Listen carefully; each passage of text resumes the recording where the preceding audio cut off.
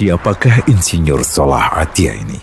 Mengapa kematian beliau menggemparkan Kairo?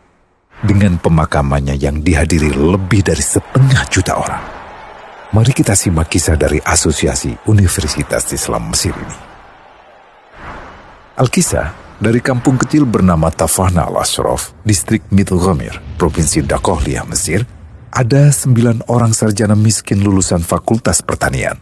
Lalu mereka pun sepakat membuat sebuah peternakan unggas, sembari mencari mitra ke-10.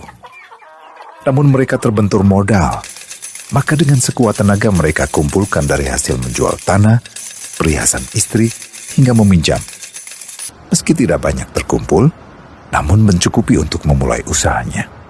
Pertanyaan tersisa, siapa mitra yang ke-10? Insinyur Salah, satu dari mereka pun berkata, "Aku sudah menemukan mitra yang ke-10. Siapa?" kata teman-temannya. "Allah," lanjutnya. "Allah akan menjadi mitra usaha kita yang ke-10. Allah akan mendapat 10% dari keuntungan kita. Dengan perjanjian, Allah yang akan memberikan perlindungan dan pemeliharaan, keamanan dari segala wabah penyakit." Akhirnya mereka pun sepakat. Kontrak kerjasama pun ditulis secara rinci dan dicatatkan ke notaris, lengkap dengan peran mitra ke-10 tersebut. Tak disangka, setelah 1 musim bisnis mereka langsung meroket, jauh dari yang dibayangkan sebelumnya. Lalu mereka pun kembali bersepakat menambah jatah keuntungan mitra ke-10 menjadi 20% di musim kedua, dan begitu seterusnya hingga mencapai 50%. Lalu bagaimana keuntungan mitra ke-10 itu dialokasikan?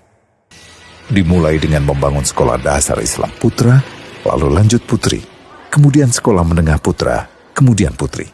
Tambah lagi madrasah aliyah putra, lalu putri. Tapi karena keuntungan terus membanjir, akhirnya dibentuklah Baitul Mal. Dan mereka pun mengajukan ke pemerintah untuk membangun universitas di kampung. Awalnya ditolak dengan alasan tiadanya akses bagi para mahasiswa. Tak berapa lama mereka pun mengajukan pembangunan universitas lengkap dengan stasiun kereta beserta jalurnya dengan biaya mandiri. Akhirnya permintaan ini disetujui, dan pertama dalam sejarah Mesir berdirilah sebuah universitas di perkampungan kecil.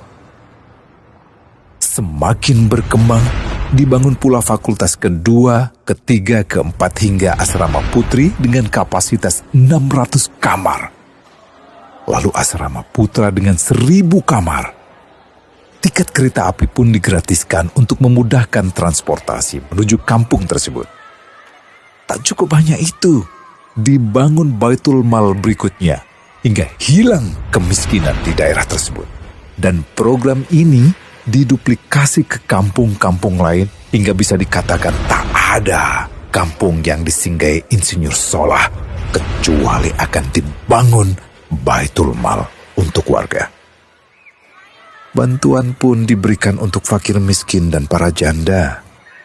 Pemuda pengangguran pun dilatih untuk mengelola perkebunan sayur hingga mandiri, bahkan sampai bisa mengekspor ke negara tetangga. Pada saat panen raya, seluruh penduduk dikirimi paket sayur. Di hari pertama Ramadan diadakan buka puasa bersama untuk seluruh penduduk desa. Mereka memasak dan hadir ke lapangan yang dipenuhi beraneka makanan. Disiapkan juga perabotan untuk gadis-gadis yatim yang ingin menikah. Dan ini semua merupakan sedikit dari banyaknya kebaikan yang dilakukan oleh Insinyur Salah. Hingga pada akhirnya disepakatilah keuntungan perusahaan 100% untuk Allah. Insinyur Salah yang awalnya adalah salah satu mitra usaha berubah menjadi karyawan Allah. Dia hanya menerima gaji, namun dia memberikan Tuhannya syarat agar membuatnya hanya butuh kepadanya dan hanya meminta kepadanya. Inilah sosok Insinyur Salah Atiyah, aktor utama kisah menakjubkan ini. Keikhlasannya membuat ia sama sekali menolak terkenal di media massa. Dan kini, Meski orang yang melibatkan Allah ke dalam bisnisnya ini telah wafat, terbayang seluruh amal jariahnya yang selalu mengalir untuknya. Masya Allah. Pertanyaannya, akankah ini hanya menjadi sebatas kisah saja? Atau menjadi teladan bagi kita untuk mengikuti jejaknya?